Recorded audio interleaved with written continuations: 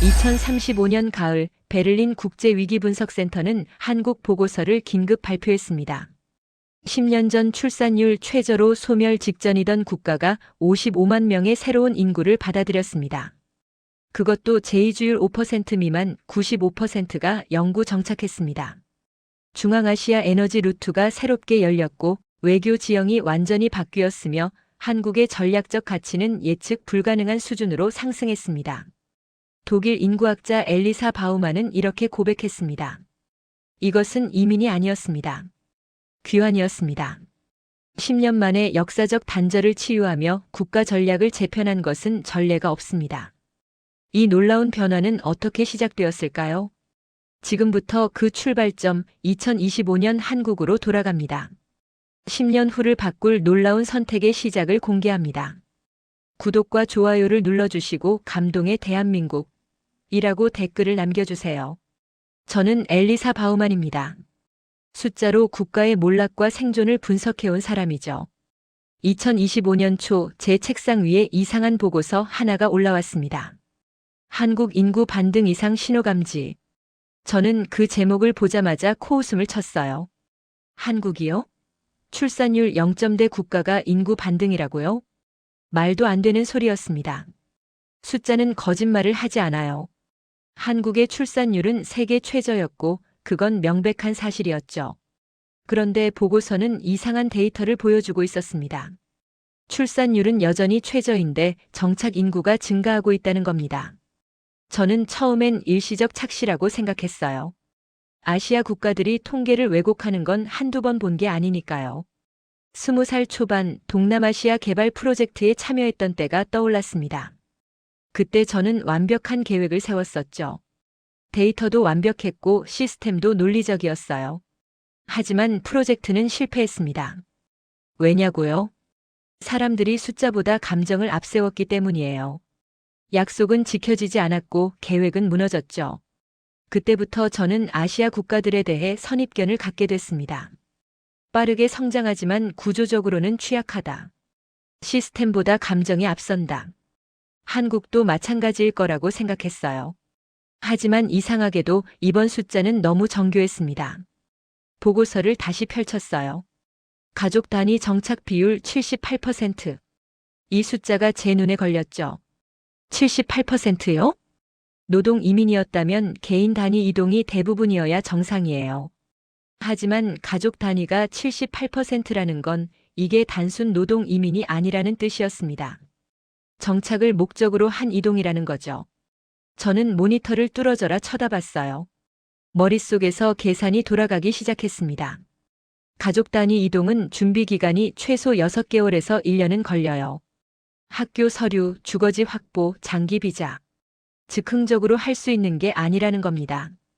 그럼 이건 계획된 이동이에요. 누가 계획한 거죠? 한국 정부인가요? 아니면 이동하는 사람들 스스로인가요? 저는 손가락으로 책상을 두드렸습니다. 뭔가 맞지 않았어요. 한국은 이민국가가 아니에요. 역사적으로도 문화적으로도 폐쇄적인 나라였죠. 그런 나라가 갑자기 가족 단위 정착 인구를 받아들인다? 말이 안 됐어요.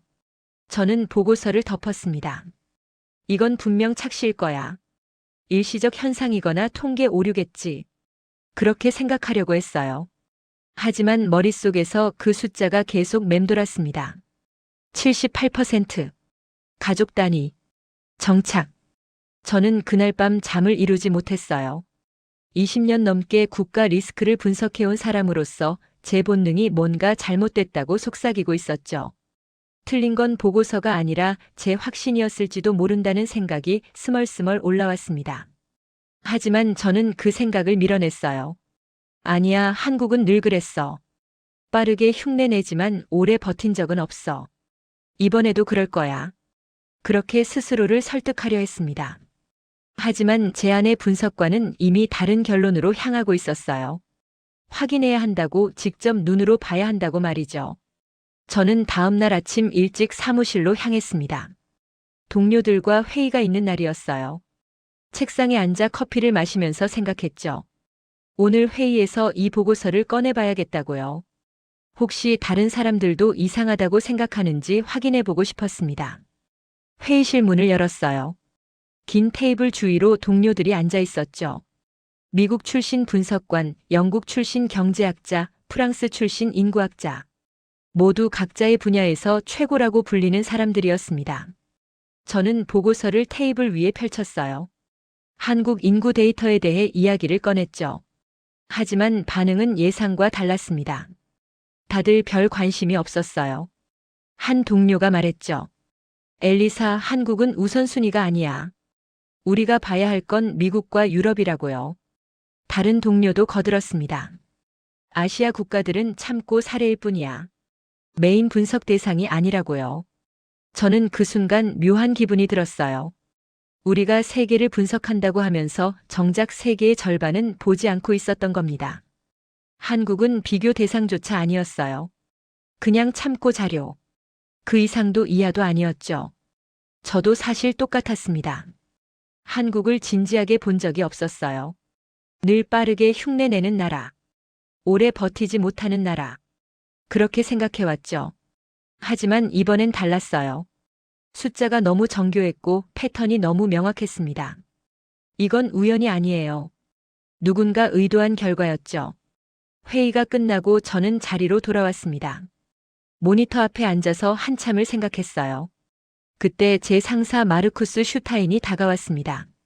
센터 국장인 그는 냉정한 현실주의자였어요. 감정보다 데이터를 믿는 사람이었죠. 마르쿠스가 물었습니다. 엘리사, 아직도 한국 데이터 보고 있어? 저는 고개를 끄덕였어요. 뭔가 이상해요, 국장님. 이건 단순한 착시가 아닌 것 같습니다. 마르쿠스는 제 화면을 들여다봤어요. 한참을 보더니 이렇게 말했죠. 내가 틀렸다면 큰일이고 내가 맞다면 이건 세계 뉴스야. 그 말이 제 가슴을 쳤습니다. 맞아요. 만약 한국이 정말로 인구 구조를 바꾸고 있다면 이건 단순한 이민 정책이 아니에요. 국가 생존 전략의 근본적 전환이었죠. 저는 마르쿠스를 쳐다봤습니다. 직접 확인하고 싶어요. 한국에 가보고 싶습니다. 마르쿠스는 잠시 생각하더니 고개를 끄덕였어요. 좋아, 일주일 일정으로 승인해 줄게. 하지만 엘리사, 확실한 결과 가지고 와. 추측이 아니라 증거를 말이야. 저는 알겠다고 대답했습니다. 하지만 속으로는 이렇게 생각했죠. 확인만 하고 돌아오면 돼. 내 확신이 옳다는 걸 증명하면 되는 거야. 한국은 결국 예전의 한국일 거라고요. 지금 돌이켜보면 그때의 저는 정말 오만했습니다. 일주일 뒤 저는 한국행 비행기에 몸을 실었습니다. 프랑크푸르트에서 인천까지 11시간의 비행이었죠. 좌석에 앉아서 노트북을 펼쳤어요. 한국에 대한 자료를 다시 한번 정리하고 싶었습니다. 출산율 통계, 인구 이동 데이터, 이민 정책 변화. 모든 걸 꼼꼼히 체크했죠. 하지만 제 머릿속엔 이미 결론이 나 있었어요. 한국은 일시적으로 숫자를 올린 거야. 장기적으로는 지속 불가능할 거라고요. 비행기가 이륙했습니다. 창밖으로 독일의 하늘이 멀어져 갔어요. 저는 눈을 감고 과거를 떠올렸습니다. 20대 초반 베트남 프로젝트에서의 실패. 그때 저는 완벽한 시스템을 설계했었어요. 하지만 현실은 달랐죠.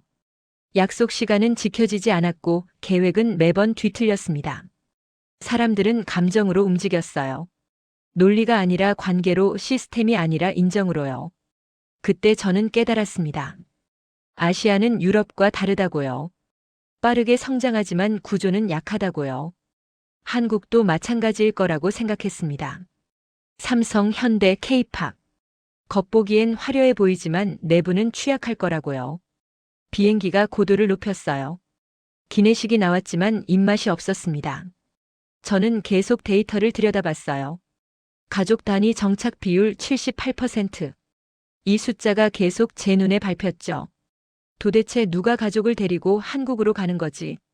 한국어도 어렵고 문화도 폐쇄적인데요. 이해가 안 됐어요. 옆자리 승객이 말을 걸어왔습니다. 한국 가세요? 네, 출장이에요. 저는 간단히 대답했죠. 그 사람은 웃으며 말했습니다. 한국 좋은 나라예요. 제 조카가 거기 살거든요. 저는 별 관심 없이 고개만 끄덕였어요. 하지만 그 사람은 계속 이야기를 이어갔습니다. 조카가 카자흐스탄에서 한국으로 이사 갔어요. 가족 전부 데리고요. 제 귀가 번쩍 뜨였습니다. 카자흐스탄에서요? 왜 한국으로요? 그 사람은 잠시 생각하더니 말했죠. 글쎄요, 조카 말로는 돌아가는 거래요. 할머니 고향이랍니다. 돌아간다. 그 단어가 제 머릿속에 꽂혔어요. 이민이 아니라 귀환이라는 건가요? 저는 더 물어보고 싶었지만 그 사람은 이미 잠에 빠져들고 있었습니다. 비행기 안은 조용했어요. 하지만 제 머릿속은 시끄러웠죠. 돌아간다. 고향. 할머니. 이건 단순한 경제 이민과는 다른 차원의 이야기였습니다. 정체성의 이동이에요. 뿌리를 찾아가는 움직임이었죠. 하지만 저는 여전히 회의적이었어요. 정체성만으로 가족 전체가 이동한다고. 말이 안 돼. 분명 경제적 이유가 더 클 거야. 그렇게 스스로를 설득했습니다. 비행기가 인천공항에 착륙했어요. 한국 땅을 밟은 건 처음이었습니다. 공항은 깨끗하고 효율적이었어요. 입국 심사도 빠르게 진행됐죠. 저는 수화물을 찾으러 갔습니다. 컨베이어 벨트 앞에 서서 기다리는데 주변을 둘러보게 됐어요. 그때 제 눈에 들어온 광경이 있었습니다. 한쪽 구석에서 가족 단위로 서 있는 사람들이 보였어요. 중앙아시아 출신으로 보이는 얼굴들이었죠. 아이 손을 잡은 부모, 큰 가방들, 서류 봉투를 든 사람들. 저는 무의식적으로 다가갔습니다. 그들의 서류를 슬쩍 봤어요. 장기 체류 비자, 학교 등록 서류, 주택 임대 계약서. 이건 관광이 아니에요. 단기 노동도 아니었죠. 완전한 정착 준비였습니다. 제 심장이 빠르게 뛰기 시작했어요. 분석관으로서의 본능이 깨어났죠. 저는 사람 수를 세기 시작했습니다. 1시간 동안 제가 본 가족 단위만 12그룹이었어요. 12그룹이요. 단 1시간 만에요. 하루면 몇 그룹일까요? 한 달이면요? 1년이면요? 머릿속에서 계산이 돌아갔습니다. 저는 노트북을 꺼내 메모를 시작했어요. 관찰 일시, 인원수, 특징들. 분석관의 습관이 작동하고 있었죠. 하지만 동시에 다른 감정도 올라왔습니다. 이건 숫자가 아니에요. 사람이었어요. 선택을 한 사람들. 미래를 건 사람들이었죠. 한 아이가 제 옆을 지나갔습니다. 6살쯤 돼 보이는 여자아이였어요. 엄마 손을 꼭 잡고 있었죠. 아이는 호기심 가득한 눈으로 주변을 둘러보고 있었습니다. 그 모습을 보는 순간 제 가슴이 뭉클해졌어요. 이 아이에게 한국은 뭘까요? 새로운 시작일까요? 아니면 돌아온 고향일까요? 저는 고개를 저었습니다. 감정에 휘둘리면 안 돼. 저는 분석가야 감정가가 아니라고요. 수화물을 찾아서 공항을 나왔습니다. 택시를 탔어요. 서울 시내 호텔로 가는 길이었죠. 기사님께 물어봤습니다. 요즘 중앙아시아에서 오는 사람들 많나요? 기사님은 백미러로 저를 봤어요. 많죠. 고려인들이요. 요즘 많이들 오더라고요. 왜 오는 것 같으세요? 글쎄요, 뿌리를 찾아서 온다고들 하던데요. 또 그 말이었습니다. 뿌리. 저는 창밖을 바라봤어요. 서울의 야경이 펼쳐지고 있었습니다. 높은 빌딩들, 밝은 불빛들. 확실히 발전한 나라였어요. 하지만 이게 사람들을 끌어당기는 이유일까요? 경제적 기회만으로는 설명이 안 돼요. 독일도 있고 미국도 있고 캐나다도 있는데요. 왜 굳이 언어도 어렵고 문화도 낯선 한국인가요? 저는 호텔에 체크인했습니다. 방에 들어가서 짐을 풀었죠. 창문을 열었어요. 서울의 밤 공기가 들어왔습니다. 조금 차갑고 조금 낯설었어요. 저는 침대에 앉아서 오늘 본 것들을 정리했습니다. 공항의 가족들, 서류들, 아이의 눈빛. 모든 게 제 예상과 달랐어요. 이건 일시적 현상이 아니었습니다. 계획된 이동, 준비된 정착이었죠. 하지만 여전히 의문은 남았어요. 왜 한국인가요? 무엇이 이 사람들을 이곳으로 이끄는 건가요? 저는 내일부터 본격적으로 조사를 시작하기로 했습니다. 정부 관계자 인터뷰, 정착 가정 방문, 데이터 수집. 모든 걸 직접 눈으로 확인할 거예요. 그리고 제 확신이 옳다는 걸 증명할 겁니다.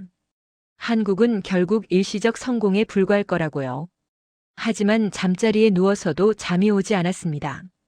공항에서 본 그 아이의 얼굴이 자꾸 떠올랐어요. 호기심 가득한 눈빛, 미래를 향한 기대. 저는 이불을 덮으며 중얼거렸죠. 내일이면 알게 되겠지. 진실이 뭔지 말이야. 하지만 제 마음 한구석에서는 이미 알고 있었습니다.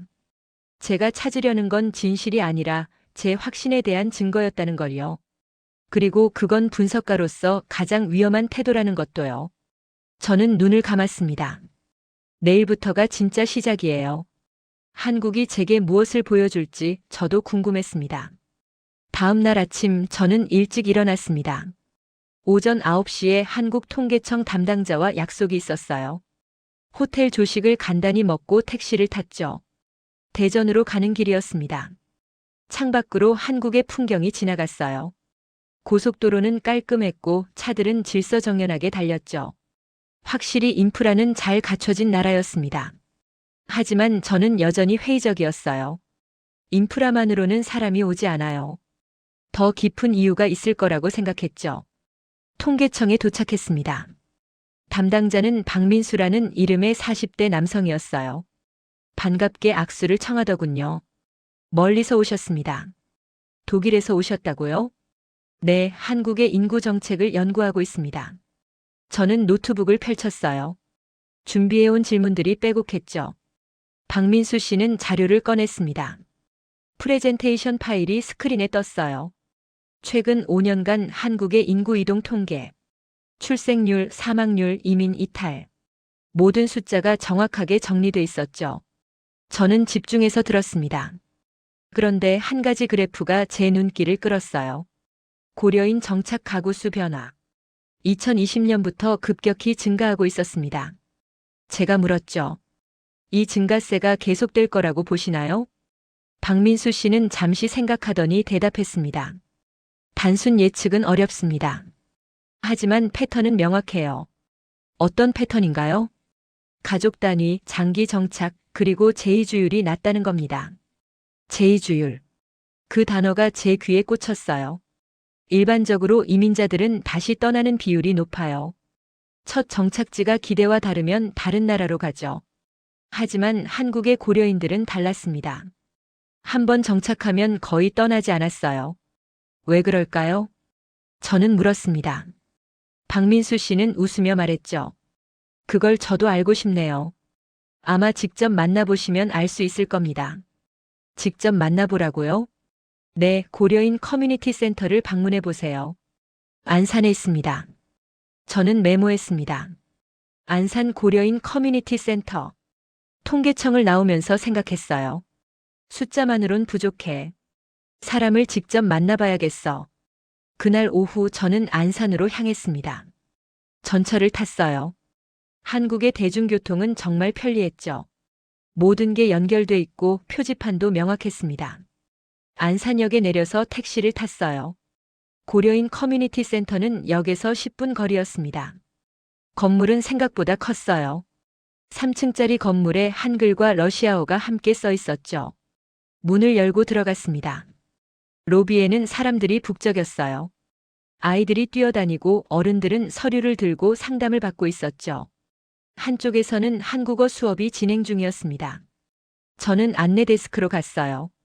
직원분께 독일에서 온 연구자라고 소개했죠.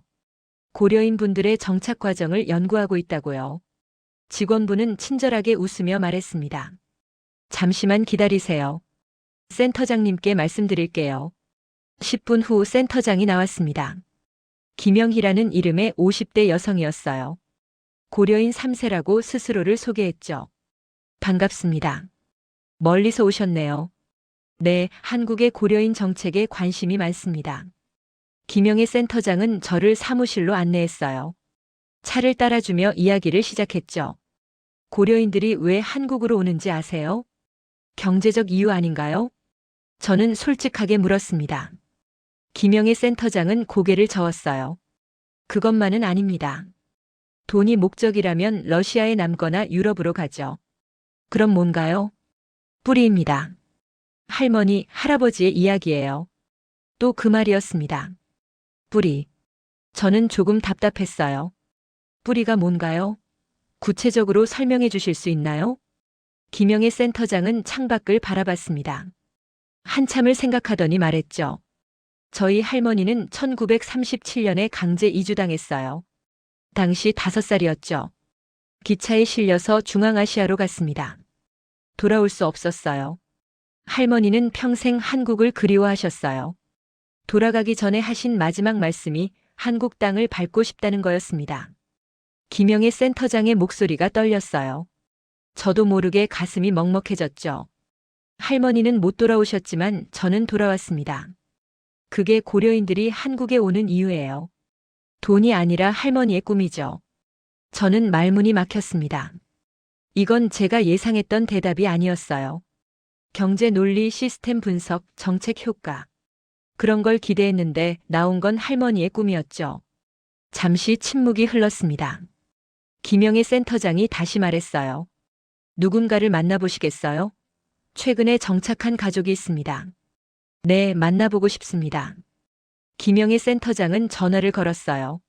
잠시 후 한 남성이 들어왔습니다. 34살의 아르만 루슬라노프. 고려인 3세 AI 엔지니어라고 소개했죠. 저는 악수를 청했습니다. 반갑습니다. 몇 가지 여쭤봐도 될까요? 물론이죠. 아르만은 자신감 있는 목소리로 대답했어요. 저는 노트를 펼쳤습니다. 언제 한국에 오셨나요? 6개월 전입니다. 가족 모두 데리고 왔어요.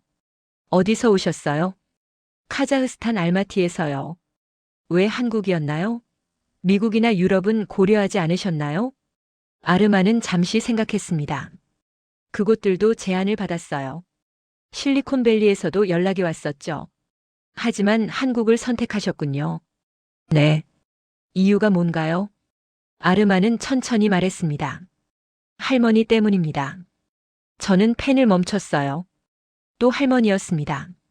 아르만이 계속 이야기했죠. 할머니가 돌아가시기 전에 제 손을 잡으셨어요.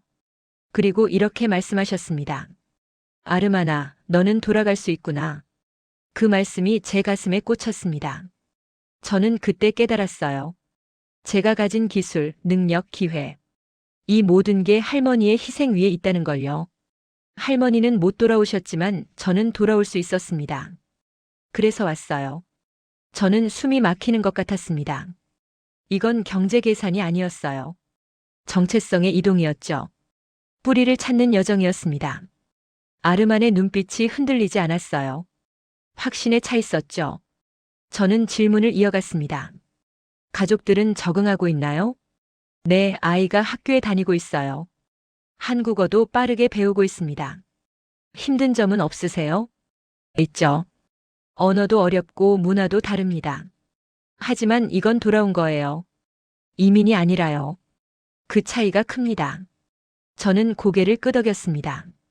이제 조금 이해가 됐어요. 이민은 떠나는 거지만 귀환은 돌아오는 겁니다.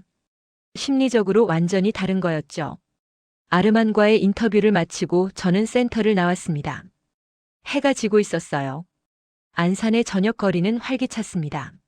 한글 간판 사이로 러시아어 간판도 보였어요. 식당에서는 보르시와 김치찌개가 함께 팔리고 있었죠. 저는 걸으면서 생각했습니다. 한국은 이민 국가가 아니에요. 귀환 국가였습니다. 흩어졌던 사람들이 돌아오는 곳이었죠. 이건 제가 예상했던 시나리오가 아니었어요. 숫자로는 설명되지 않는 무언가가 있었습니다. 할머니의 꿈, 정체성, 뿌리. 이런 것들은 데이터로 측정할 수 없어요. 하지만 분명히 작동하고 있었습니다. 저는 호텔로 돌아왔습니다. 방에 들어가서 노트북을 펼쳤어요. 오늘 만난 사람들 들은 이야기들을 정리했죠. 그런데 이상했습니다. 제가 쓰려던 보고서의 방향이 흔들리고 있었어요. 한국은 일시적 성공이 아닐지도 몰라. 이건 장기적 전략일 수 있어. 그런 생각이 스멀스멀 올라왔습니다. 하지만 저는 아직 확신하지 못했어요. 1~2사례만으로는 부족해. 더 많은 사람을 만나봐야 해. 내일은 다른 곳을 가보기로 했습니다. 의료 분야에서 일하는 고려인을 만날 예정이었어요. 저는 침대에 누워서 천장을 바라봤습니다. 오늘 하루가 참 길었어요.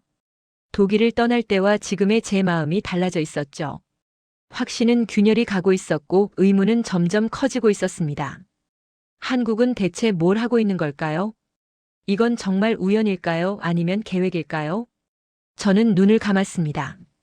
내일이면 조금 더 명확해지겠죠. 적어도 그렇게 믿고 싶었습니다.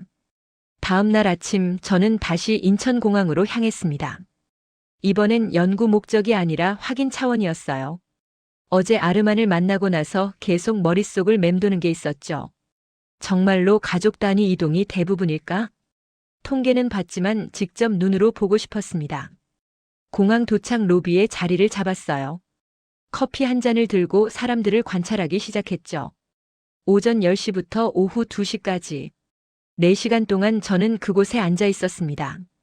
처음 보인 건 4명의 가족이었어요. 중앙아시아 얼굴이 분명했죠. 부모와 아이들. 큰 가방 4개와 손에 든 서류 봉투들. 아버지는 지도를 들여다보고 있었고 어머니는 아이들 손을 꼭 잡고 있었습니다. 아이 중 하나가 주변을 두리번거렸어요. 호기심과 기대가 섞인 눈빛이었죠. 저는 무의식적으로 노트에 표시를 했습니다. 가족 1.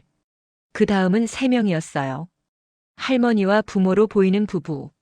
할머니는 지팡이를 짚고 계셨죠. 손녀로 보이는 젊은 여성이 할머니를 부축하고 있었습니다. 할머니의 눈에는 눈물이 고여 있었어요. 한국 땅을 밟는다는 게 어떤 의미인지 그 눈빛만으로도 알 수 있었습니다. 저는 가슴이 뭉클해졌어요. 이건 단순한 이동이 아니었습니다. 평생의 꿈이 이루어지는 순간이었죠. 가족이 노트에 또 표시했습니다. 1시간이 지났어요. 저는 이미 8가족을 세고 있었습니다. 모두 아이를 동반했고 모두 큰 짐을 가지고 있었어요. 단기 여행자의 짐이 아니었죠. 이사 짐이었습니다. 2시간째 15가족, 3시간째 23가족. 숫자는 계속 늘어났어요. 저는 분석관의 습관으로 패턴을 찾기 시작했습니다. 평균 가족 구성원 수는 3.7명, 아이 동반 비율 92%, 노인 동반 비율 34%, 모두 장기 체류 서류를 가지고 있었어요. 하지만 숫자를 세면서도 제 마음은 다른 곳으로 향하고 있었습니다. 저는 사람을 보고 있었던 거예요. 숫자가 아니라 얼굴을요. 한 아이가 제 앞을 지나갔습니다. 5살쯤 돼 보이는 남자아이였어요. 아빠 손을 잡고 있었죠. 아이가 아빠에게 물었습니다. 아빠, 여기가 할머니 고향이에요? 아빠는 웃으며 대답했어요. 그래, 할머니가 태어난 곳이야. 우리도 이제 여기서 살 거야. 아이는 신기한 듯 주변을 둘러봤습니다. 그 모습을 보면서 저는 깨달았어요. 이 아이에게 한국은 새로운 나라가 아니에요. 할머니의 이야기 속에 이미 존재했던 곳이었죠. 낯설지만 낯설지 않은 그런 곳이었습니다. 저는 커피를 한 모금 마셨어요. 이미 식어버린 커피였죠. 하지만 신경 쓰이지 않았습니다. 제 머릿속은 온통 이 광경으로 가득했어요. 4시간 동안 제가 센 가족은 총 38그룹이었습니다. 38가족. 단 한 곳의 터미널에서 단 4시간 동안요. 이걸 하루로 확장하면 어떻게 될까요? 일주일이면요? 한 달이면요? 계산기를 꺼냈습니다. 하루 평균 100가족. 한 달이면 3,000가족. 1년이면 36,000가족. 평균 가족 구성원을 3.7명으로 잡으면요. 1년에 13만 명 이상이었습니다. 저는 숨이 멎는 것 같았어요. 13만 명요? 이건 작은 도시 하나의 인구예요. 매년 작은 도시 하나만큼의 사람들이 한국으로 오고 있었던 겁니다. 그리고 이들은 떠나지 않았어요. 재의주율이 낮다는 통계를 떠올렸죠. 한 번 오면 정착한다는 의미였습니다. 저는 노트북을 열었어요. 독일로 보낼 중간 보고서를 작성하기 시작했죠. 하지만 손이 멈췄습니다. 뭐라고 써야 할까요? 한국의 고려인 정책은 성공적이다. 아니면 이건 일시적 현상이다. 저는 확신할 수 없었어요. 숫자는 명확했습니다. 패턴도 분명했죠. 하지만 이유가 불분명했어요. 왜 이 사람들은 한국을 선택했을까요? 경제만으로는 설명이 안 돼요. 카자흐스탄의 소득 수준도 나쁘지 않고 러시아로 가는 게 더 쉬웠을 텐데요. 유럽이나 미국이 더 매력적이지 않나요? 하지만 이들은 한국을 선택했습니다. 뿌리 때문에, 정체성 때문에, 할머니의 꿈 때문에요. 저는 화면을 바라봤습니다. 보고서 제목란이 비어 있었어요. 한참을 고민하다가 이렇게 썼습니다. 한국 고려인 정책 현장 조사 중간 보고. 예상과 다른 패턴 발견. 추가 조사 필요. 그리고 파일을 저장했죠. 마르쿠스 국장에게 보내지는 않았습니다. 아직 확신이 서지 않았어요. 더 봐야 했죠. 공항을 나왔습니다. 하늘은 맑았어요. 한국의 가을 하늘은 정말 높고 푸르더군요. 저는 택시를 탔습니다.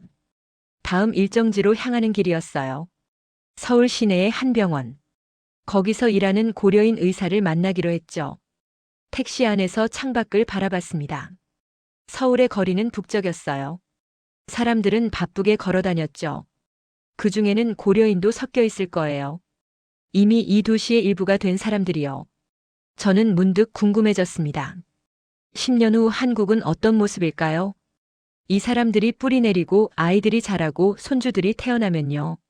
한국은 여전히 단일민족 국가일까요? 아니면 다문화 국가가 될까요? 그리고 그게 한국의 어떤 의미일까요? 저는 고개를 저었습니다. 너무 앞서가고 있어. 지금은 현재를 봐야 해. 미래는 나중에 생각하자고요. 병원에 도착했습니다. 서울 중심부의 큰 종합병원이었어요. 로비는 환자들로 가득했죠. 안내 데스크에서 밀라 김 선생님을 찾는다고 했습니다. 잠시 기다리라는 말과 함께 직원분이 어디론가 전화를 걸었어요. 10분 후 한 여성이 나타났습니다. 41살의 밀라 김. 고려인 출신 소아과 의사였죠. 흰 가운을 입고 있었지만 표정은 피곤해 보였습니다. 반갑습니다. 독일에서 오셨다고요? 네, 고려인 정착 과정을 연구하고 있습니다. 밀라 김은 고개를 끄덕였어요. 시간이 많지 않아요. 30분 정도 괜찮을까요? 물론입니다. 우리는 병원 구내 카페테리아로 갔습니다. 커피를 주문하고 자리에 앉았죠. 밀라 김은 한숨을 쉬며 말했습니다. 오늘도 정신 없었어요. 환자가 너무 많아서요. 힘드시겠습니다. 괜찮아요. 이 정도는 견딜만해요. 저는 노트를 펼쳤습니다. 언제 한국에 오셨나요? 2년 전입니다. 어디서 오셨어요? 우즈베키스탄 타슈켄트에서요. 본국에서는 어떤 일을 하셨나요? 소아과 전문의였어요. 10년 경력이었죠. 그런데 한국에서는요? 밀라 김은 쓴웃음을 지었습니다. 다시 수련회부터 시작했어요. 제 심장이 쿵 내려앉았습니다. 전문의에서 수련의로요? 네, 한국 의사 면허를 따야 하니까요. 저는 말문이 막혔어요. 이건 예상 밖이었습니다. 선진국으로 온 사람이 더 낮은 자리에서 시작한다니요. 왜 그런 선택을 하셨나요? 밀라 김은 커피를 한 모금 마셨습니다. 한참을 생각하더니 천천히 말했어요. 남편이 반대했어요. 당연하죠. 타슈켄트에서는 제가 존경받는 의사였으니까요. 한국에 가면 다시 시작해야 한다는 거 남편은 받아들일 수 없었어요. 그런데도 오셨군요. 네, 아이 때문이었습니다. 아이요? 밀라 김의 눈빛이 흔들렸어요. 제 딸이 8살이에요. 타슈켄트에서도 좋은 학교에 다녔죠. 하지만 저는 알고 있었어요. 딸이 자라면서 정체성 혼란을 겪을 거라는 걸요. 우즈베키스탄 사람도 아니고 러시아 사람도 아니고 한국 사람도 아닌 애매한 위치. 저는 그걸 견딜 수 없었습니다. 밀라 김의 목소리에 힘이 실렸어요. 딸이 뿌리를 알았으면 좋겠어요. 자기가 누구인지 어디서 왔는지 말이에요. 그래서 한국에 왔습니다. 제가 다시 수련이가 되더라도 딸이 뿌리를 찾을 수 있다면 감수할 수 있었어요. 저는 숨을 깊이 들이마셨습니다. 이건 단순한 이민이 아니었어요. 희생이었죠. 자존심을 내려놓는 선택이었습니다. 남편은 결국 동의하셨나요? 밀라 김은 고개를 끄덕였어요. 6개월 동안 설득했어요. 결국 남편도 이해했죠. 우리가 딸에게 줄 수 있는 가장 큰 선물은 돈이 아니라 정체성이라는 걸요. 지금은 어떠세요? 힘들어요. 솔직히 말하면요. 수련 과정도 어렵고 언어도 완벽하지 않아요. 하지만 후회는 안 해요. 딸이 학교에서 한국어로 이야기하는 걸 들을 때마다 잘했다는 생각이 들거든요. 저는 밀라 김을 바라봤습니다. 이 사람의 눈빛에는 피로가 있었지만 동시에 확신도 있었어요. 자기가 한 선택이 옳다는 확신이었죠. 앞으로의 계획은요? 밀라 김은 웃었습니다. 2년 후면 전문의 시험을 볼 수 있어요. 그때까지 버티는 거죠. 그리고 나서는 다시 소아과 의사로 일할 겁니다. 한국에서요. 네, 한국에서요. 이제 이곳이 제 나라니까요. 저는 노트에 적었습니다. 하지만 손이 떨리고 있었어요. 이 사람의 이야기가 제 가슴을 흔들고 있었죠. 밀라 김은 시계를 봤습니다. 죄송해요. 이제 돌아가야 할 것 같아요. 아, 네. 시간 내주셔서 감사합니다. 우리는 일어섰습니다. 밀라 김이 마지막으로 말했어요. 한 가지만 더 말씀드릴게요. 네, 말씀하세요. 사람들은 고려인들이 한국에 오는 걸 경제적 이민이라고 생각해요. 하지만 아니에요. 이건 귀환이에요. 할머니, 할아버지가 못 돌아온 그 길을 우리가 대신 걷는 거죠. 그게 고려인에게 한국이 갖는 의미입니다. 밀라 김은 그렇게 말하고 돌아섰습니다.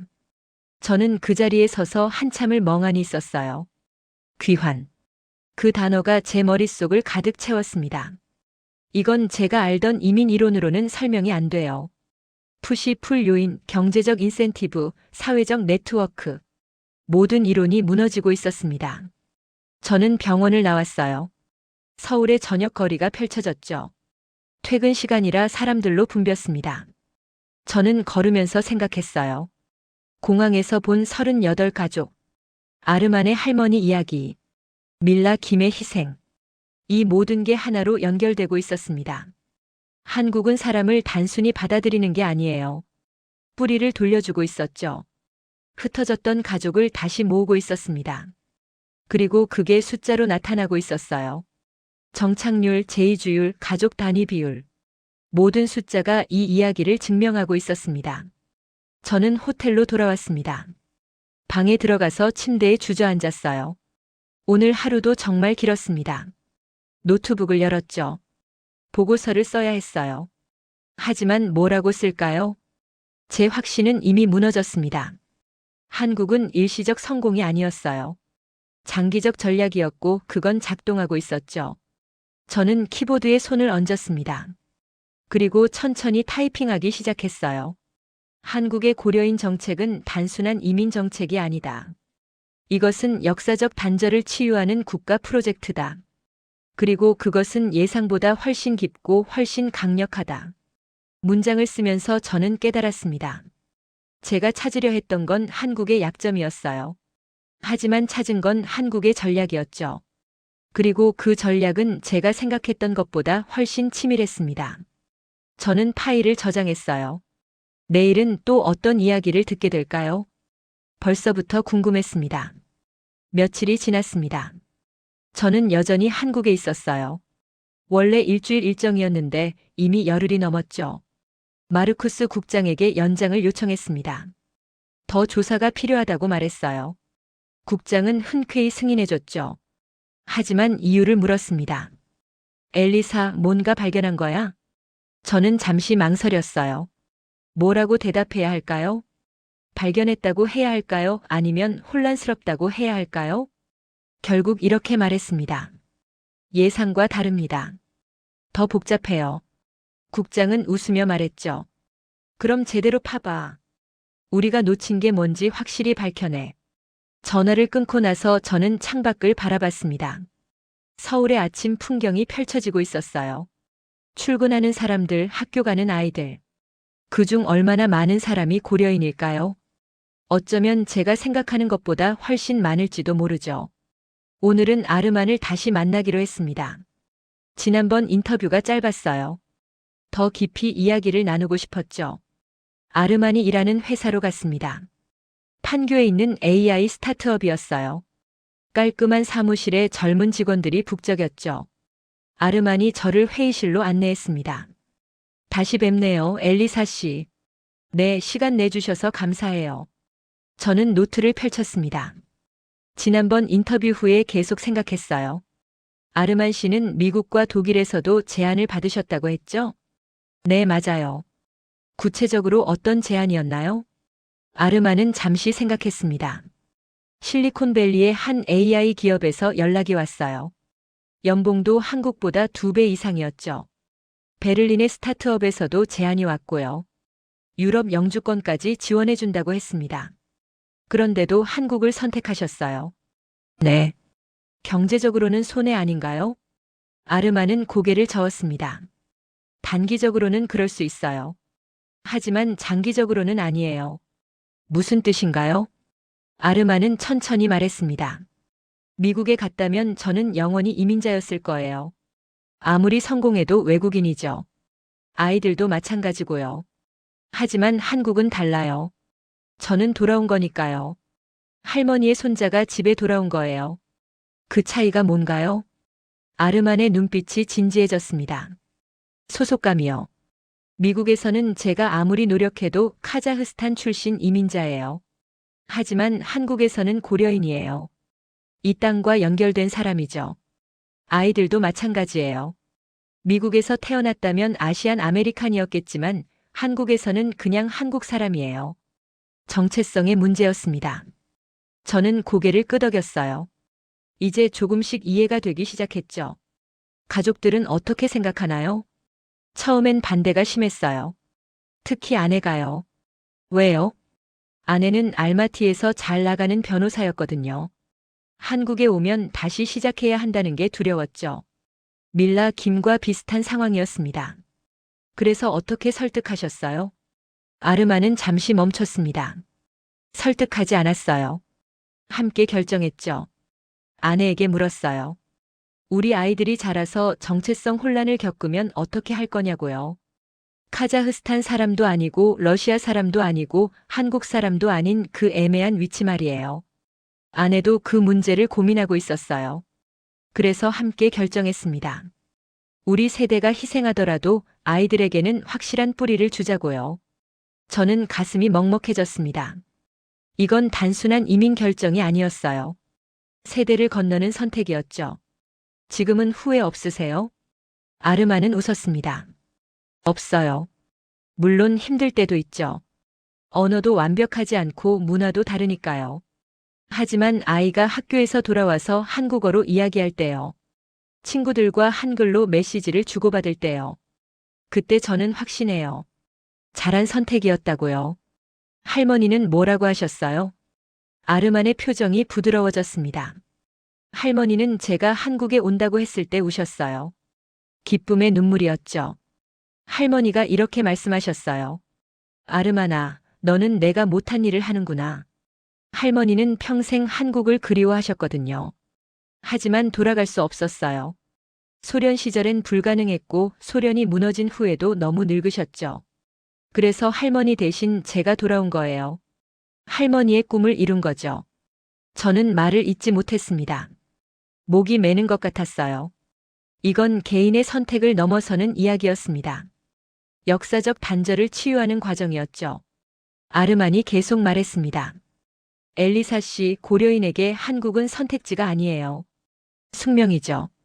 우리 할머니, 할아버지 세대가 강제로 떠났던 그 땅. 그곳으로 돌아오는 건 경제 문제가 아니에요. 역사를 바로잡는 일이에요. 저는 깊이 숨을 들이마셨습니다. 제가 한국에 온 이유를 다시 떠올렸어요. 저는 한국의 약점을 찾으려 했었죠. 일시적 성공, 지속 불가능한 정책. 그런 걸 증명하려고 왔었어요. 하지만 지금 제 앞에 있는 건 약점이 아니었습니다. 놀라운 강점이었죠. 한국은 경제로 사람을 끌어들이지 않았어요. 역사로 끌어들이고 있었습니다. 정체성으로 연결하고 있었죠. 그리고 그게 작동하고 있었어요. 아르만과의 인터뷰를 마치고 저는 회사를 나왔습니다. 판교의 거리는 깨끗하고 현대적이었어요. IT 기업들이 즐비했죠. 저는 걸으면서 생각했습니다. 10년 전만 해도 이곳은 논밭이었을 거예요. 하지만 지금은 한국의 실리콘밸리가 됐죠. 그리고 여기서 일하는 사람 중 상당수가 고려인일 겁니다. 아르만 같은 사람들이요. 카페에 들어가서 커피를 주문했습니다. 자리에 앉아서 노트북을 펼쳤어요. 오늘 들은 이야기를 정리해야 했죠. 하지만 손이 움직이지 않았습니다. 저는 화면만 바라보고 있었어요. 제 안에서 무언가가 무너지고 있었습니다. 20년간 쌓아온 확신이요. 아시아 국가는 구조적으로 약하다. 빠르게 성장하지만 오래 버티지 못한다. 시스템보다 감정이 앞선다. 이 모든 생각이 틀렸을지도 몰라요. 아니, 틀렸어요. 한국은 감정을 시스템으로 만들고 있었습니다. 뿌리찾기를 국가 정책으로 승화시켰죠. 그리고 그게 놀라울 정도로 효과적이었어요. 저는 커피를 한 모금 마셨습니다. 쓴맛이 입안에 퍼졌죠. 하지만 정신이 맑아지는 것 같았어요. 제가 여기서 뭘 하고 있는지 다시 생각했습니다. 저는 분석가예요. 편견을 가져서는 안 되죠. 사실을 있는 그대로 봐야 해요. 그리고 지금 제 앞에 펼쳐진 사실은 명확했습니다. 한국은 성공하고 있었어요. 고려인 정책은 작동하고 있었죠. 그것도 제가 예상했던 것보다 훨씬 깊은 차원에서요. 저는 노트북에 타이핑하기 시작했습니다. 오늘의 인터뷰 내용, 아르만의 말, 할머니의 꿈, 정체성의 귀환, 모든 걸 빠짐없이 기록했어요. 그리고 마지막에 이렇게 썼습니다. 이것은 단순한 이민 정책이 아니다. 역사적 치유 프로젝트다. 그리고 그것은 예상보다 훨씬 강력하게 작동하고 있다. 파일을 저장하면서 저는 깨달았습니다. 제 보고서의 결론이 바뀌고 있다는 걸요. 처음 한국에 왔을 때와 지금의 제 생각이 완전히 달라졌어요. 그리고 아직 더 봐야 할 게 남아 있었습니다. 내일은 일본 학자를 만나기로 했어요. 일본의 실패 사례를 연구한 사람이죠. 한국과 일본의 차이가 뭔지 알고 싶었습니다. 왜 일본은 실패했고 한국은 성공하고 있는지요. 저는 카페를 나왔습니다. 저녁 하늘이 붉게 물들고 있었어요. 판교의 빌딩들이 석양을 받아 빛나고 있었죠. 아름다운 풍경이었습니다. 하지만 제 머릿속은 복잡했어요. 제가 독일로 돌아가면 뭐라고 보고해야 할까요? 한국은 성공할 것이다. 고려인 정책은 지속 가능하다. 그렇게 확신할 수 있을까요? 저는 아직 확신하지 못했습니다. 더 봐야 했어요. 더 깊이 들여다봐야 했죠. 하지만 한 가지는 확실했습니다. 제가 처음 생각했던 것과는 완전히 다른 이야기가 펼쳐지고 있다는 거요. 그리고 그 이야기는 제가 생각했던 것보다 훨씬 감동적이었습니다. 다음 날 저는 다시 밀라 김을 만났습니다. 이번엔 그녀의 집으로 초대받았어요. 서울 외곽의 작은 아파트였죠. 문을 열고 들어서니 따뜻한 냄새가 났습니다. 뭔가 요리하고 있었어요. 들어오세요. 간단히 저녁 준비했어요. 아, 제가 폐를 끼치는 거 아닌가요? 아니에요. 오랜만에 손님이라 반가워요. 거실은 아담했습니다. 한쪽 벽에는 가족 사진이 걸려 있었어요. 밀라 김 남편 그리고 어린 딸. 모두 환하게 웃고 있었죠. 식탁에 앉았습니다. 밀라 김이 음식을 내왔어요. 보르시와 김치찌개가 함께 있었죠. 고려인 가정의 식탁이구나 싶었습니다. 두 문화가 자연스럽게 섞여 있었어요. 맛있게 먹었습니다. 밀라 김의 요리 실력은 훌륭했어요. 식사 중에 그녀의 딸이 학교에서 돌아왔습니다. 8살 소녀였어요. 엄마 다녀왔어요. 완벽한 한국어였습니다. 소녀는 저를 보고 잠시 멈칫했죠. 안녕하세요. 저는 소피아예요. 저도 인사했습니다.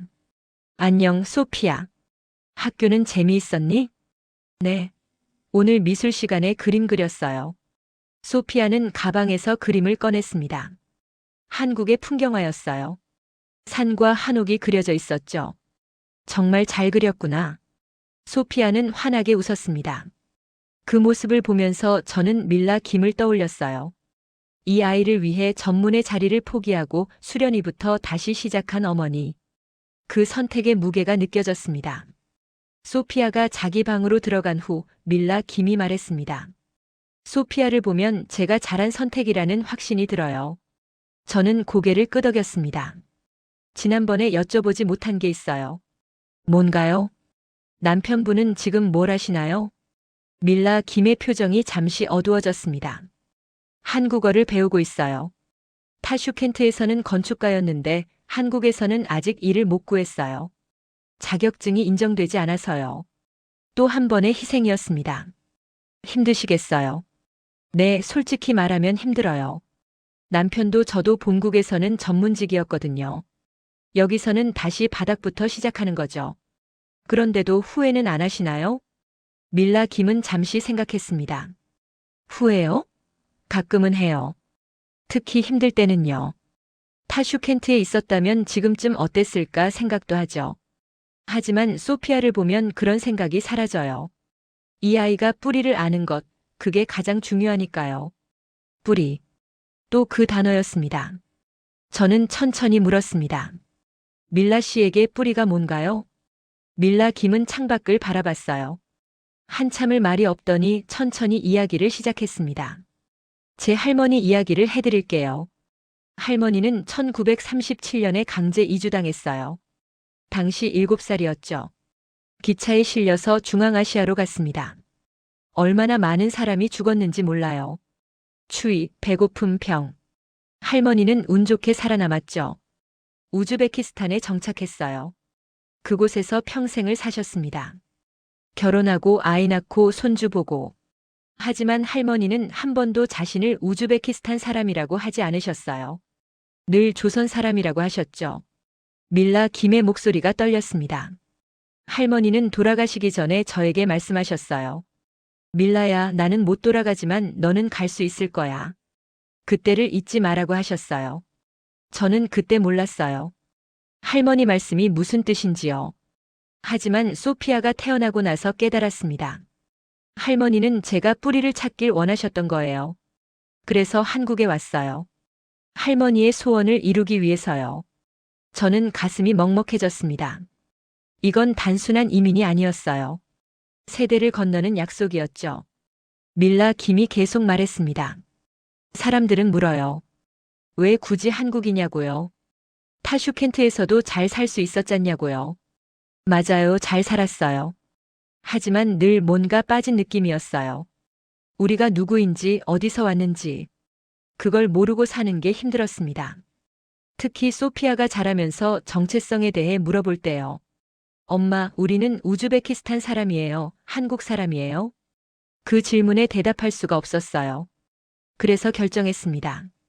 한국에 가서 소피아에게 확실한 대답을 주자고요. 우리는 한국 사람이야. 이곳이 우리 뿌리야. 그렇게 자신있게 말하고 싶었어요. 저는 눈물이 날 것 같았습니다. 이 사람의 이야기가 제 가슴을 울리고 있었어요. 지금은 어떠세요? 그 대답을 자신있게 할 수 있나요? 밀라 김은 웃었습니다. 네, 이제는 할 수 있어요. 소피아가 물어보면 말해요. 우리는 한국 사람이야.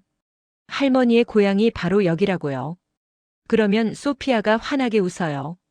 그 웃음을 볼 때마다 저는 확신해요. 잘한 선택이었다고요. 밀라 김은 차를 따라주었습니다. 따뜻한 차 향기가 퍼졌어요. 엘리사 씨, 제가 하나 물어봐도 될까요? 네, 물론이죠. 왜 고려인에 대해 관심을 가지시게 됐어요? 저는 잠시 망설였습니다. 솔직하게 말해야 할까요? 결국 사실대로 말했습니다. 처음엔 한국의 약점을 찾으려고 왔어요. 출산율이 낮은데 인구 정책이 성공할 리 없다고 생각했죠. 일시적 현상일 거라고 확신했어요. 하지만요? 하지만 틀렸어요. 완전히요. 한국은 제가 생각했던 것과 달랐습니다. 약점이 아니라 전략이 있었어요. 그것도 아주 깊고 강력한 전략이요. 밀라 김은 고개를 끄덕였습니다. 많은 사람이 그렇게 생각해요. 한국이 고려인을 받아들이는 건 노동력 때문이라고요. 하지만 아니에요. 이건 역사적 책임이에요. 강제로 흩어진 사람들을 다시 모으는 거죠. 그게 한국 정부가 하는 일이고 고려인이 응답하는 이유예요. 저는 메모했습니다. 역사적 책임. 그 단어가 제 노트에 적혔죠. 밀라 김이 마지막으로 말했습니다. 엘리사 씨, 한 가지만 기억해 주세요. 숫자로는 다 설명되지 않아요. 사람의 마음, 뿌리를 향한 그리움. 이런 건 데이터로 측정할 수 없어요. 하지만 그게 가장 강력한 힘이에요. 고려인이 한국에 오는 진짜 이유죠. 저는 고개를 끄덕였습니다. 이제야 알 것 같았어요. 제가 처음부터 틀렸던 이유가요. 저는 숫자만 봤어요. 통계, 데이터, 경제 지표. 하지만 정작 중요한 건 숫자 뒤에 숨은 사람이었죠. 그들의 이야기, 그들의 선택, 그들의 희생. 그게 진짜였습니다. 밀라 김의 집을 나왔습니다. 밖은 이미 어두워져 있었어요. 아파트 단지의 불빛들이 하나둘 켜지고 있었죠. 저는 걸으면서 생각했습니다. 이 단지에 사는 사람들 중 얼마나 많은 고려인이 있을까요? 밀라 김 같은 사람들. 자존심을 내려놓고 처음부터 다시 시작한 사람들. 그들이 여기 살고 있을 거예요. 조용히 묵묵히 자리 잡아가면서요. 전철역으로 걸어갔습니다. 서울의 밤거리는 화려했어요. 네온 사인이 빛나고 사람들이 북적였죠. 하지만 저는 이제 다르게 보였습니다. 이 도시가 단순히 경제 중심지가 아니라는 게요. 이곳은 누군가에게는 돌아온 고향이었습니다. 할머니가 그리워했던 땅, 뿌리가 있는 곳, 그런 의미를 가진 도시였어요. 전철을 탔습니다. 창밖으로 서울의 야경이 흘러갔어요. 한강의 불빛, 빌딩들의 조명. 모든 게 아름다웠습니다. 하지만 제 머릿속은 복잡했어요. 내일은 일본 학자를 만나기로 했죠. 일본이 왜 실패했는지 알고 싶었어요. 한국과 무엇이 달랐는지요. 호텔에 도착했습니다. 방에 들어가서 노트북을 펼쳤어요. 오늘 밀라 김과 나눈 이야기를 정리했죠. 타이핑하면서 저는 깨달았습니다. 제가 보고 있는 건 단순한 정책 성공이 아니라는 걸요. 이건 사람들의 선택이었어요. 자존심을 내려놓은 선택. 미래를 위해 현재를 희생한 선택. 뿌리를 찾기 위해 모든 걸 건 선택이었죠. 그리고 그 선택들이 모여서 하나의 흐름을 만들고 있었습니다. 한국으로 향하는 흐름. 귀환의 흐름이었어요. 저는 파일을 저장했습니다. 그리고 창밖을 바라봤죠. 서울의 밤하늘에는 별이 보이지 않았어요. 불빛이 너무 밝아서요. 하지만 저는 알고 있었습니다. 별은 여전히 거기 있다는 걸요. 보이지 않아도 존재한다는 걸요. 고려인들의 뿌리도 마찬가지였어요. 수십 년간 보이지 않았지만 여전히 존재했죠. 그리고 이제 그들은 그 뿌리를 찾아 돌아오고 있었습니다. 저는 침대에 누웠습니다. 내일이 기대됐어요. 일본 학자가 들려줄 이야기가 궁금했죠. 한국과 일본의 차이. 성공과 실패의 갈림길. 그게 뭘지 알고 싶었습니다. 눈을 감았습니다. 밀라 김의 목소리가 귓가에 맴돌았어요. 숫자로는 다 설명되지 않아요. 사람의 마음, 뿌리를 향한 그리움. 그게 가장 강력한 힘이에요. 저는 그 말을 곱씹었습니다. 정말 그럴까요? 마음이 숫자보다 강할까요? 그리움이 경제보다 큰 동력일까요? 한국이 증명하고 있었습니다. 그렇다고요. 다음 날 아침 저는 명동의 한 카페로 향했습니다. 일본에서 온 학자 다나카 히로시 교수와 약속이 있었어요. 그는 동아시아 이민 정책 전문가였죠. 특히 일본의 실패 사례를 깊이 연구한 사람이었습니다. 카페에 도착하니 이미 다나카 교수가 와 있었어요. 60대 중반의 차분한 인상이었죠. 안경 너머로 날카로운 눈빛이 느껴졌습니다. 엘리사 바우만 씨죠? 반갑습니다. 네, 시간 내주셔서 감사합니다, 교수님. 우리는 자리에 앉았습니다. 커피를 주문하고 이야기를 시작했죠. 한국의 고려인 정책을 연구 중이라고 들었습니다. 네, 맞습니다. 특히 일본과의 차이가 궁금해요. 다나카 교수는 고개를 끄덕였습니다. 일본과 한국 겉보기엔 비슷해 보이지만 완전히 다른 길을 갔죠. 어떻게 다른가요? 다나카 교수는 잠시 생각하더니 말했습니다. 일본은 노동력으로 사람을 봤어요. 한국은 동포로 사람을 봤죠. 그 차이가 모든 걸 결정했습니다. 노동력과 동포요? 네, 일본은 1990년대부터 남미 일본계를 받아들이기 시작했어요. 브라질, 페루에서 온 니케이진들이죠. 일본 혈통을 가진 사람들이었어요. 처음엔 성공적으로 보였습니다. 많은 사람이 일본으로 왔고 공장에서 일했죠. 경제적으로 기여했어요. 하지만요? 하지만 일본 정부는 그들을 임시 노동력으로 봤어요. 언젠가는 돌아갈 사람들. 그래서 통합 정책을 만들지 않았죠. 언어 교육도 제대로 안 했고 자녀 교육도 지원하지 않았어요. 그 결과가 어땠나요? 다나카 교수의 표정이 어두워졌습니다. 2008년 금융위기 때 일본 정부는 충격적인 결정을 했어요. 니케이진들에게 돌아가라고 한 겁니다. 귀국 비용을 지원해 주겠다고 했죠. 하지만 조건이 있었어요. 다시는 일본에 오지 말라는 거였습니다. 저는 충격을 받았습니다. 다시는 오지 말라고요? 네, 그게 일본의 선택이었어요. 동포가 아니라 노동력으로 받기 때문이죠. 필요 없어지면 내보내는 거예요. 그 사람들이 어떻게 됐나요? 많은 사람이 브라질로 돌아갔어요. 하지만 브라질은 이미 낯선 곳이 됐죠. 10년, 20년을 일본에서 살았으니까요. 아이들은 일본어를 더 잘했어요. 그들은 어디에도 속하지 못하게 됐습니다. 일본 사람도 아니고 브라질 사람도 아닌 상태로요. 저는 가슴이 답답해졌습니다. 그럼 한국은요? 다나카 교수는 잠시 멈췄습니다. 한국은 달랐어요. 처음부터 동포로 봤죠. 고려인을 임시 노동력이 아니라 돌아온 가족으로 대했어요.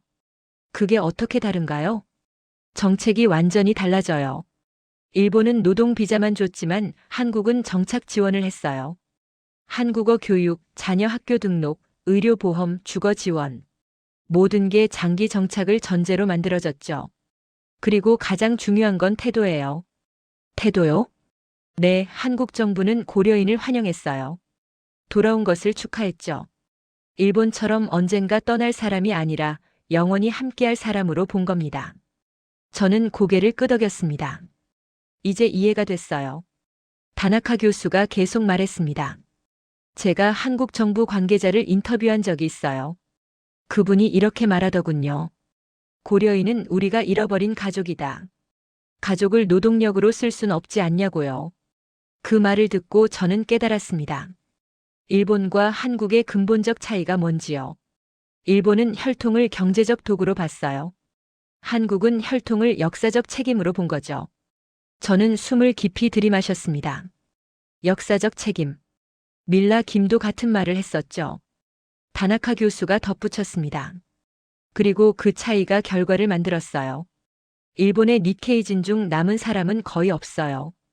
대부분 떠났거나 남았어도 일본 사회에 통합되지 못했죠. 하지만 한국의 고려인은요? 정착하고 있어요. 뿌리 내리고 있죠. 제2주율이 낮고 2세대가 한국인으로 자라고 있어요. 10년 후면 완전히 다른 그림이 그려질 겁니다. 어떤 그림인가요? 한국은 다문화 국가가 되겠죠. 하지만 갈등 없는 다문화예요. 왜냐하면 고려인은 외국인이 아니니까요. 돌아온 동포니까요. 저는 메모했습니다. 갈등 없는 다문화. 흥미로운 표현이었어요. 다나카 교수는 차를 한 모금 마셨습니다.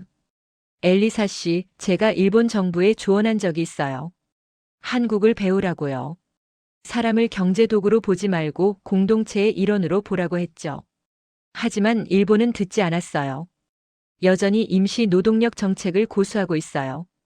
그 결과 일본은 심각한 인구 감소를 겪고 있죠. 그런데 한국은요? 인구 감소를 고려인으로 일부 보충하고 있어요. 출산율은 낮지만 정착 인구가 늘고 있죠. 이게 장기적으로 어떤 의미인지 아세요? 어떤 의미인가요? 에너지예요. 저는 고개를 가우뚱했습니다. 에너지요? 네, 고려인의 대부분은 중앙아시아 출신이에요. 카자흐스탄, 우즈베키스탄. 이 지역은 어디죠? 에너지 자원 지대요. 다나카 교수는 고개를 끄덕였습니다. 맞아요. 석유, 가스, 우라늄. 모든 게 거기 있어요. 한국은 에너지 수입국이죠. 그런데 이제 중앙아시아의 한국계 인구가 늘어나고 있어요. 동시에 한국에는 중앙아시아 출신이 늘고 있고요. 이게 의미하는 바가 뭘까요? 네트워크요. 정확해요.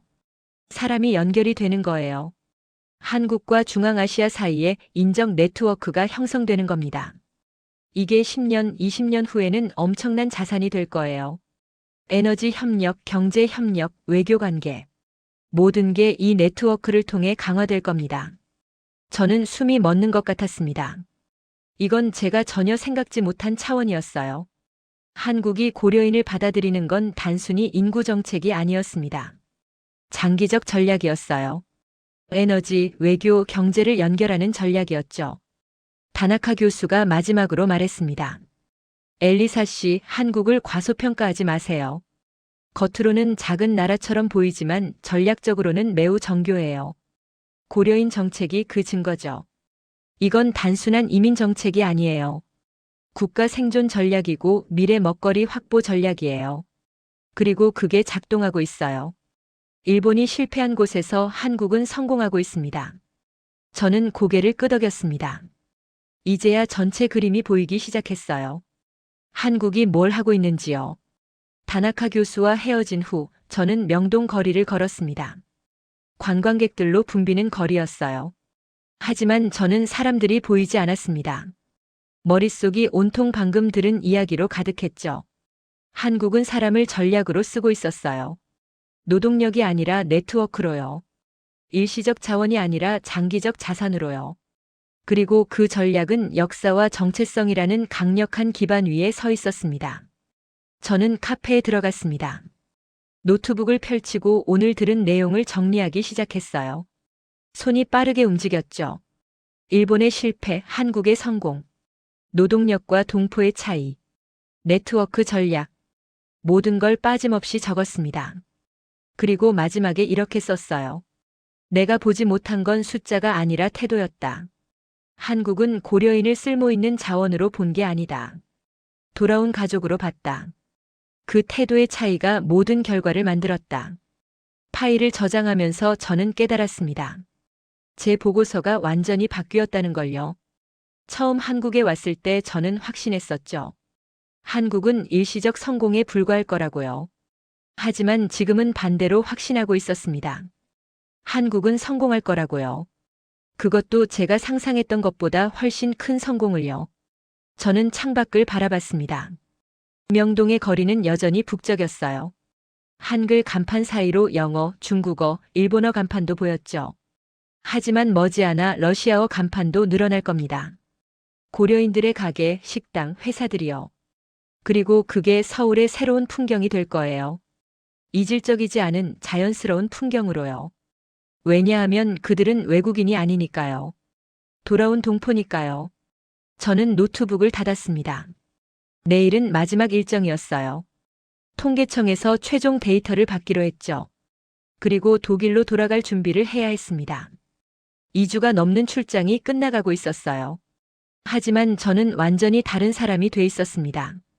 한국에 오기 전에 저와 지금의 저는 달랐어요. 확신도 바뀌었고 시각도 바뀌었죠. 가장 큰 변화는 겸손함을 배운 거예요. 제가 모든 걸 안다고 생각했었죠. 숫자만 보면 국가의 미래를 예측할 수 있다고요. 하지만 틀렸어요.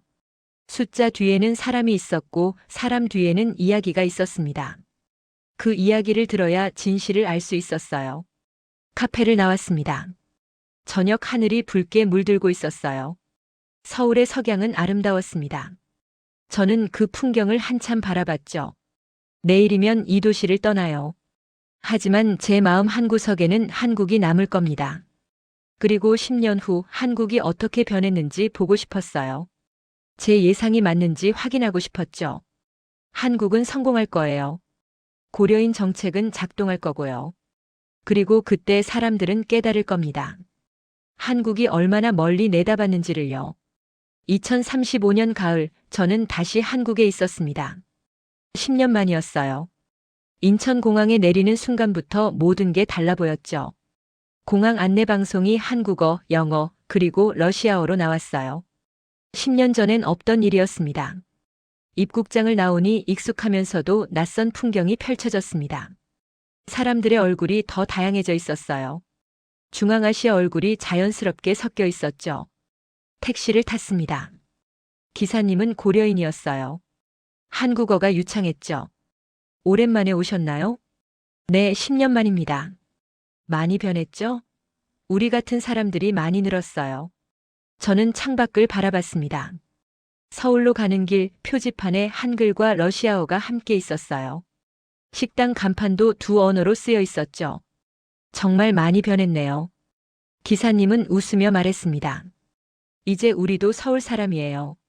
10년 전만 해도 외국인 취급받았는데 이제는 그냥 이웃이죠. 그 말을 들으면서 저는 제가 맞았다는 걸 확인했습니다. 한국은 성공했어요. 고려인은 정착했고 사회에 통합됐죠. 호텔에 체크인하고 저는 바로 일정을 시작했습니다. 10년 전 만났던 사람들을 다시 만나기로 했어요. 첫 번째는 아르만이었습니다. 판교의 그 회사 지금은 어떻게 됐을까요? 회사를 찾아갔어요. 놀랍게도 회사는 훨씬 커져 있었습니다. 직원도 10배로 늘었고 사무실도 여러 층을 쓰고 있었죠. 아르만을 만났습니다. 이제 44이 된 그는 이 회사의 최고 기술 책임자가 돼 있었어요. 엘리사 씨, 오랜만이에요. 아르만 정말 오랜만이네요. 우리는 악수를 나눴습니다. 회의실로 갔어요. 10년 전과 같은 공간이었지만 벽에 걸린 상패들이 달라져 있었죠. 아르만이 커피를 따라주며 말했습니다. 10년 전 인터뷰 기억나세요? 물론이죠. 그때 당신은 갓 한국에 온 상태였죠. 맞아요. 그때 전 확신이 없었어요. 잘한 선택인지 아닌지요. 하지만 지금은요? 아르만은 환하게 웃었습니다. 최고의 선택이었어요. 회사도 성장했고 가족도 행복해요. 딸은 어떻게 됐나요? 딸은 이제 18이에요. 서울대 들어갔죠. 컴퓨터공학과요. 저는 박수를 쳤습니다. 축하해요. 고마워요. 딸이 완전한 한국 사람으로 자랐어요. 한국어도 완벽하고 친구들도 모두 한국 아이들이죠. 정체성 혼란은 전혀 없어요. 자기가 누구인지 확실히 알고 있어요. 그게 제가 원했던 거예요. 저는 고개를 끄덕였습니다. 아르만의 선택은 옳았어요. 할머니의 꿈도 이루어졌고요. 아르만이 말했습니다. 10년 전에 엘리사 씨가 물어봤죠. 왜 한국이냐고요? 저는 그때 할머니 이야기를 했어요. 네, 기억해요. 이제 저는 더 확실하게 대답할 수 있어요. 한국은 제게 기회를 준 게 아니에요. 뿌리를 돌려줬어요. 그게 돈보다 훨씬 값진 거예요. 저는 메모했습니다. 뿌리를 돌려줬다. 완벽한 표현이었어요. 아르만과 헤어지고 저는 밀라 김을 만나러 갔습니다. 10년 전 그 병원으로요. 놀랍게도 밀라 김은 여전히 그 병원에 있었어요. 하지만 이제는 소아과 과장이 돼 있었죠. 엘리사 씨, 정말 오랜만이에요. 밀라 씨 축하해요. 과장이 되셨네요. 밀라 김은 웃으며 말했습니다. 오래 걸렸지만 해냈어요. 10년 전 수련회에서 시작해서 이제 과장까지요. 쉽지 않았겠어요. 정말 힘들었어요. 하지만 후회는 없어요. 소피아는 어떻게 됐나요? 밀라 김의 눈이 반짝였습니다. 소피아는 이제 18이에요. 의대 들어갔어요. 저처럼 의사가 되고 싶대요. 저는 박수를 쳤습니다. 정말 잘 됐네요. 네, 소피아가 말했어요. 엄마처럼 사람을 돕고 싶다고요. 그리고 고려인 아이들을 위한 의사가 되고 싶대요. 저는 가슴이 뭉클했습니다. 희생은 다음 세대로 이어지고 있었어요. 밀라 김이 말했습니다. 10년 전 엘리사 씨에게 말했던 거 기억나세요? 뭐죠? 숫자로는 다 설명되지 않는다고 했죠. 사람의 마음, 뿌리를 향한 그리움. 그게 가장 강력한 힘이라고요. 네, 기억해요. 이제 증명됐어요. 10년 동안 우리는 여기 뿌리 내렸어요. 숫자가 아니라 마음으로요. 저는 고개를 끄덕였습니다. 밀라 긴 말이 맞았어요. 통계청에 마지막으로 들렀습니다. 10년 전 박민수 씨는 이제 국장이 돼 있었어요. 엘리사 씨 오랜만입니다. 국장님 축하드려요. 박민수 국장은 최신 데이터를 보여줬습니다. 2025년부터 2035년까지의 고려인 정착 통계였죠. 숫자는 놀라웠습니다. 10년간 정착한 고려인 가구 수가 15만이었어요. 평균 가구원 수 3.7명을 곱하면 55만 명이 넘었죠. 제의주율은 5% 미만. 95%가 한국에 남았다는 의미였습니다. 2세대 한국어 능력은 거의 원어민 수준. 사회 통합 지수도 매우 높았어요. 박민수 국장이 말했습니다. 10년 전 엘리사 씨가 회의적이었던 거 기억해요. 저는 웃었습니다. 네, 틀렸어요. 완전히요. 아니에요. 당연한 의심이었죠. 하지만 한국은 해냈어요. 그것도 예상보다 훨씬 성공적으로요. 이제 뭐가 달라졌나요? 박민수 국장은 지도를 펼쳤습니다. 에너지 루트였어요. 중앙아시아에서 한국으로 이어지는 선이 그려져 있었죠. 이게 가장 큰 변화예요. 10년 전만 해도 한국은 중동 의존도가 높았어요. 하지만 이제 중앙아시아에서 에너지를 안정적으로 공급받고 있죠. 고려인 네트워크 덕분이에요. 카자흐스탄, 우즈베키스탄 정부와의 협력이 강화됐고요. 저는 고개를 끄덕였습니다. 다나카 교수가 예측했던 그대로였어요. 박민수 국장이 계속 말했습니다. 외교적으로도 변화가 컸어요. 한국의 중앙아시아 영향력이 커졌죠. 고려인이 가교 역할을 하고 있어요. 경제 협력도 활발하고요. 이 모든 게 10년 전 시작된 일이에요. 고려인을 동포로 받아들인 그 결정 말이에요. 저는 숨을 깊이 들이마셨습니다.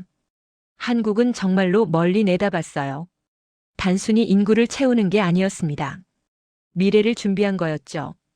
통계청을 나와서 저는 안산으로 향했습니다. 10년 전 고려인 커뮤니티 센터를 다시 가보고 싶었어요. 센터는 여전히 그 자리에 있었습니다. 하지만 훨씬 커져 있었어요. 건물도 새로 지었고 시설도 확장됐죠. 김영애 센터장은 이제 60대가 돼 있었습니다. 엘리사 씨, 정말 오랜만이네요. 센터장님 오랜만입니다. 우리는 포옹했습니다. 김영애 센터장은 센터를 안내해 줬어요. 한국어 교실, 직업교육장, 상담실. 모든 게 체계적으로 운영되고 있었죠. 10년 전보다 훨씬 발전했네요. 네, 고려인이 많이 늘어서요. 이제 안산은 고려인 타운이에요. 러시아어 간판도 많고 중앙아시아 식당도 많죠. 하지만 갈등은 없어요. 왜냐하면 우리는 외국인이 아니니까요. 저는 고개를 끄덕였습니다. 김영애 센터장이 마지막으로 말했습니다. 10년 전 엘리사 씨에게 했던 말 기억나세요? 할머니의 꿈을 이루는 거라고 했죠. 네, 기억해요. 이제 우리는 해냈어요. 할머니들이 못 돌아온 그 땅에 우리가 돌아왔어요. 뿌리 내렸고 아이들을 키우고 있어요. 할머니들이 하늘에서 보고 계실 거예요. 웃으시면서요. 저는 눈시울이 뜨거워졌습니다. 센터를 나와서 안산 거리를 걸었어요. 저녁 시간이라 사람들이 북적였습니다. 한국 사람과 고려인이 자연스럽게 섞여 있었어요. 식당에서는 보르시와 김치찌개 냄새가 함께 났죠. 이질적이지 않았어요. 하나의 공동체였습니다. 호텔로 돌아와서 저는 보고서를 작성하기 시작했습니다. 10년 만에 후속 보고서였어요. 제목은 이렇게 정했습니다. 한국 고려인 정책 10년 평가 예상을 뛰어넘는 성공. 타이핑을 시작했습니다. 2025년 나는 한국을 믿지 않았다. 출산율이 최저인 나라가 인구 문제를 해결할 리 없다고 생각했다. 하지만 틀렸다. 한국은 출산율을 올리지 않았다. 대신 사람이 돌아오게 만들었다. 강제로 흩어진 동포들에게 뿌리를 돌려줬다. 그리고 그들은 돌아왔다. 10년간 55만 명이 넘는 고려인이 한국에 정착했다. 이들은 떠나지 않았다. 뿌리 내렸고 아이를 키웠고 공동체를 만들었다. 한국은 이민 국가가 아니다. 귀환 국가다. 역사적 단절을 치유하는 나라다. 그리고 그 치유는 성공적이었다. 에너지 루트가 바뀌었다. 외교 지형이 변했다. 경제 협력이 강화됐다. 모든 게 고려인 네트워크를 통해 이루어졌다. 한국은 사람을 노동력으로 보지 않았다. 전략적 자산으로 봤다. 그리고 그 자산은 예상보다 훨씬 큰 가치를 만들었다. 10년 전 나는 한국의 약점을 찾으려 했다. 하지만 찾은 건 한국의 전략이었다. 그 전략은 치밀했고 장기적이었고 효과적이었다. 나는 틀렸다. 완전히 철저히 틀렸다. 그리고 그게 증명됐다. 한국은 소멸하지 않았다. 오히려 새로운 미래를 만들고 있었다. 파일을 저장했습니다. 창밖을 바라봤어요. 서울의 밤하늘에는 여전히 별이 보이지 않았습니다. 불빛이 너무 밝아서요. 하지만 저는 알고 있었습니다. 별은 거기 있다는 걸요. 보이지 않아도 빛나고 있다는 걸요. 한국의 미래도 마찬가지였어요. 10년 전엔 보이지 않았지만 지금은 분명했죠. 한국은 출산율을 올리지 않았습니다. 대신 사람을 모았어요. 흩어졌던 동포를 다시 불러 모았죠. 그리고 그들에게 뿌리를 돌려줬습니다. 할머니의 꿈을 이뤄줬어요. 그게 한국이 선택한 길이었습니다. 다른 나라들이 출산율을 올리려 애쓸 때 한국은 다른 방법을 찾았죠. 이민이 아니라 귀환, 노동력이 아니라 동포, 일시적 해결이 아니라 역사적 치유. 그리고 그 선택은 옳았습니다. 10년이 증명했어요. 저는 노트북을 닫았습니다. 내일 독일로 돌아가요. 하지만 제 마음에는 한국이 남을 겁니다. 그리고 20년 후 다시 한번 와보고 싶었어요. 그때 한국이 어떻게 변했는지 확인하고 싶었죠. 눈을 감았습니다. 밀라 김의 목소리가 들렸어요. 숫자로는 다 설명되지 않아요. 사람의 마음, 뿌리를 향한 그리움. 그게 가장 강력한 힘이에요. 맞았어요. 완전히 맞았습니다. 한국은 그 힘을 믿었고 그 힘이 한국을 바꿨어요. 저는 잠에 빠져들었습니다. 평화로운 잠이었죠. 한국은 출산율을 올리지 않았습니다. 대신 사람이 돌아오게 만들었어요. 이민이 아니라 재구성. 한국은 무시당했지만 끝까지 준비하고 있었습니다. 10년 뒤 세계가 깨달았죠. 한국이 얼마나 멀리 내다봤는지를